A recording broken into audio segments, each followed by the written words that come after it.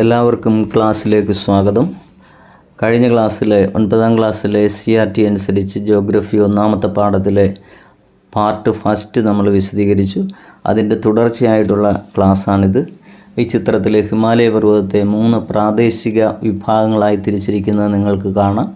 പച്ച നിറത്തിലും മഞ്ഞ നിറത്തിലും അതുപോലെ തന്നെ ആഷ് നിറത്തിലും. പച്ച നിറത്തിലുള്ള ആ ഹിമാലയ പർവ്വത നിരയാണ് വെസ്റ്റേൺ ഹിമാലയ അഥവാ പടിഞ്ഞാറൻ ഹിമാലയം. മഞ്ഞ നിറത്തിലുള്ളത് സെൻട്രൽ ഹിമാലയ അഥവാ മധ്യ ഹിമാലയം. ആഷ് കളറിലുള്ളത് കിഴക്കൻ ഹിമാലയം. ഹിമാലയം പർവ്വതനിരകൾക്ക് കുറുകെ ഒഴുകുന്ന നദികളെ അടിസ്ഥാനപ്പെടുത്തിയാണ് ഈ പ്രാദേശിക വിഭാഗങ്ങൾ ഉണ്ടായിരിക്കുന്നത്. പച്ച നിറത്തിലുള്ളത് പടിഞ്ഞാറൻ ഹിമാലയം, മഞ്ഞ നിറത്തിലുള്ളത് മധ്യ ഹിമാലയം, ആഷ് നിറത്തിലുള്ളത് കിഴക്കൻ ഹിമാലയം. ഹിമാലയത്തിൽ നിന്നും ഉത്ഭവിക്കുന്ന നദികൾ പർവ്വതനിരകൾക്ക് കുറുകെ ആഴമേറിയ താഴ്വരകൾ അഥവാ ഗിരികന്ധരങ്ങൾ അഥവാ ഗോർജിയസ് നിർമ്മിച്ചുകൊണ്ടിരിക്കുന്നു. ആഴമേറിയതും ചെങ്കുത്തായ വശങ്ങളോട് കൂടിയതുമായ താഴ്വരകളാണ് ഗിരികന്ധരങ്ങൾ. അപ്പോൾ ആഴമേറിയതും ചെങ്കുത്തായ വശങ്ങളോട് കൂടിയതുമായ താഴ്വരകളാണ് ഗിരികന്ധരങ്ങൾ.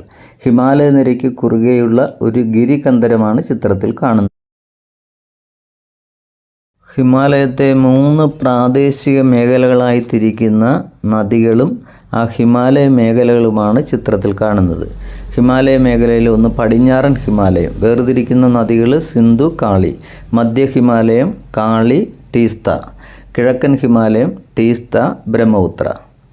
പടിഞ്ഞാറൻ ഹിമാലയം സിന്ധു, കാളി. മധ്യ ഹിമാലയം കാളി, ടീസ്ത. കിഴക്കൻ ഹിമാലയം ടീസ്ത, ബ്രഹ്മപുത്ര.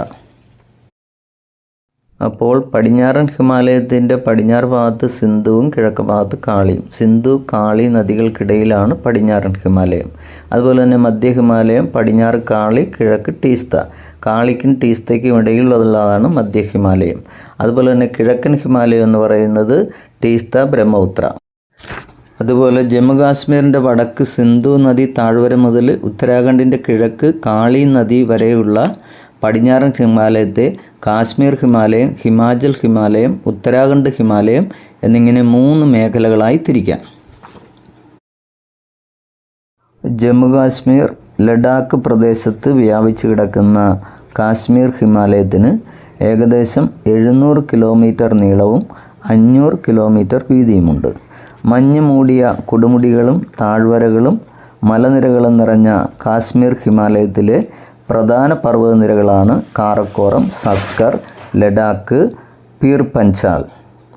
അപ്പോൾ പ്രധാന പർവ്വതനിരകൾ കാറക്കോറം, സസ്കർ, ലഡാക്ക്, പീർ പഞ്ചാൽ എന്നിവയാണ് കാശ്മീർ ഹിമാലയത്തിലെ പ്രധാന പർവ്വത നിരകൾ. ചിത്രത്തിൽ കാണുന്ന മൗണ്ട് കെ2 അഥവാ ഗോഡ്വിൻ ആസ്റ്റിൻ ലോകത്തിലെ 2ാമത്തെ ഉയരമേറിയ കൊടുമുടിയാണ്.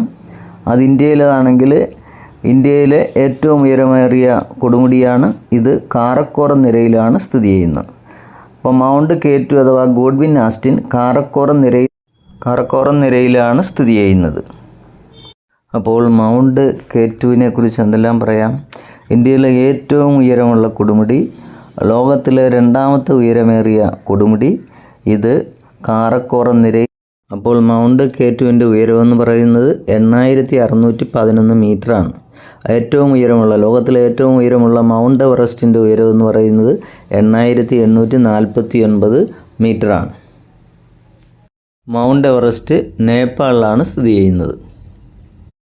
സിയാച്ചിൻ, ബോൾട്ടോരോ തുടങ്ങിയവ കാശ്മീർ ഹിമാലയത്തിലെ പ്രധാന ഹിമാനികളാണ്. സിന്ധു നദിയിലും അതിൻ്റെ പോഷക നദികളായ രവി, ചലം, ചിനാവ് തുടങ്ങിയവയിലും വർഷം മുഴുവൻ സമൃദ്ധമായ നീരൊഴുക്ക് സാധ്യമാക്കുന്നത് ഈ ഹിമാനികളാണ്. ലോകത്തിലെ ഏറ്റവും ഉയരത്തിൽ സ്ഥിതി ചെയ്യുന്ന യുദ്ധഭൂമി എന്നാണ് സിയാച്ചിൻ ഹിമാനിയെ വിശേഷിപ്പിക്കുന്നത്. അപ്പോൾ സിയാച്ചിൻ ഹിമാനിയെ വിശേഷിപ്പിക്കുന്നത് ലോകത്തിലെ ഏറ്റവും ഉയരത്തിൽ സ്ഥിതി ചെയ്യുന്ന യുദ്ധഭൂമി എന്നാണ്. ജമ്മു പ്രദേശത്തെ കാശ്മീർ താഴ്വരയുമായി ബന്ധിപ്പിക്കുന്നതാണ് ബനിഹാൾ ചുരം. അപ്പോൾ ബനിഹാൾ ചുരമാണ് ജമ്മു പ്രദേശത്തെ കാശ്മീർ താഴ്വരയുമായി ബന്ധിപ്പിക്കുന്നത്.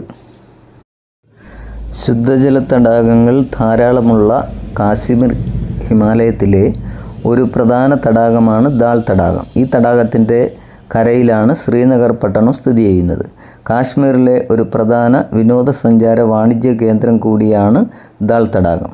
ദാൽ തടാകത്തിലെ ശിക്കാര തോണികളും ഫ്ലോട്ടിംഗ് മാർക്കറ്റുകളും കാശ്മീർ ടൂറിസത്തിൻ്റെ മുഖമുദ്രകളാണ്. അപ്പോൾ ദാൽ തടാകത്തിൻ്റെ കരയിലാണ് ശ്രീനഗർ പട്ടണം സ്ഥിതി ചെയ്യുന്നത്. അതുപോലെ തന്നെ ദാൽ തടാകത്തിൻ്റെ ഒരു പ്രധാന കാഴ്ചയാണ് ശിക്കാര തോണികൾ. അപ്പോൾ ശിക്കാര തോണികൾ ദാൽ തടാകത്തിൻ്റെ ഒരു പ്രധാന കാഴ്ചയാണ്. പർവ്വതച്ചരിവുകളിൽ വേനൽക്കാലങ്ങളിൽ രൂപപ്പെടുന്ന പുൽമേടുകളാണ് മർഗുകൾ. അപ്പോൾ എന്താണ് മർഗുകൾ? പർവ്വതച്ചരിവുകളിലെ വേനൽക്കാലങ്ങളിൽ രൂപപ്പെടുന്ന പുൽമേടുകളാണ് മർഗുകൾ. ശൈത്യകാലങ്ങളിൽ മഞ്ഞ് മൂടപ്പെടുന്ന മർഗുകൾ സ്കീയിങ് പോലുള്ള മഞ്ഞുകാല വിനോദങ്ങൾക്കായി ധാരാളം സഞ്ചാരികളെ ആകർഷിക്കുന്നു. സോൺമർഗ്, ഗുൽമർഗ് എന്നിവ ഇവയിൽ ചിലതാണ്. സോൺമർഗ്, ഗുൽമർഗ് എന്നിവ ഇവയിൽ ചിലതാണ്. ആ ചിത്രത്തിൽ ഗുൽമർഗിലെ ഈ മർഗുകളുടെ വേനൽക്കാലവും മഞ്ഞുകാലവുമാണ് കാണിക്കുന്നത്. വേനൽക്കാലത്ത് പുൽമേടുകൾ ഉണ്ടാകുകയും മഞ്ഞുകാലമാകുമ്പോൾ അത് മഞ്ഞ് മൂടിക്കിടക്കുകയും സ്കീയിങ് പോലുള്ള വിനോദങ്ങളിൽ ഏർപ്പെടുന്നവരുടെ ചിത്രമാണ് കാണുന്നത്. അടുത്തത് നമുക്ക് ഹിമാലയത്തെക്കുറിച്ച് നോക്കാം.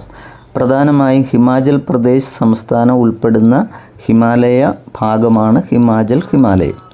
ഈ പർവ്വത പ്രദേശത്തെ പ്രധാന നദികളാണ് ചിനാബ്, രബി, ബിയാസ് എന്നിവ. ഈ പ്രദേശത്തെ പർവ്വതനിരകളാണ് ധൗളാധർ, പീർ പഞ്ചാൽ എന്നിവ.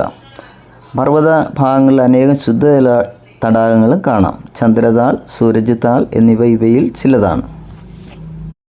ഹിമാചൽ പ്രദേശിനെ ലഡാക്കുമായി ബന്ധിപ്പിക്കുന്ന ബാരാലച്ചാല ചുരവും കുളു താഴ്വരയെ ലാഹുൽ, സ്പിതി എന്നീ താഴ്വരകളുമായി ബന്ധിപ്പിക്കുന്ന റോഹ്താങ് ചുരവുമാണ് ഹിമാലയത്തിലെ പ്രധാന ചുരങ്ങൾ.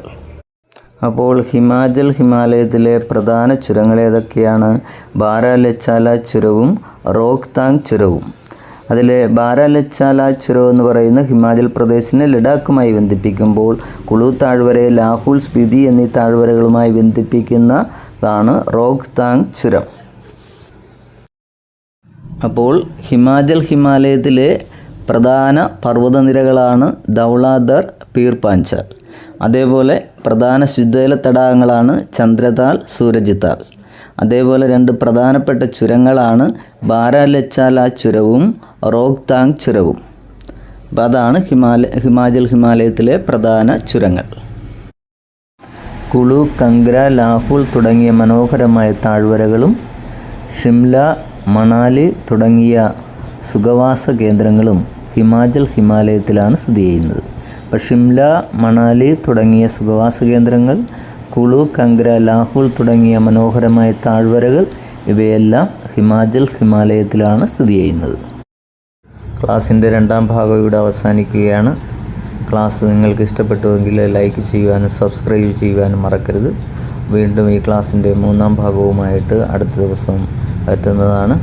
എല്ലാവർക്കും നന്ദി, നമസ്കാരം.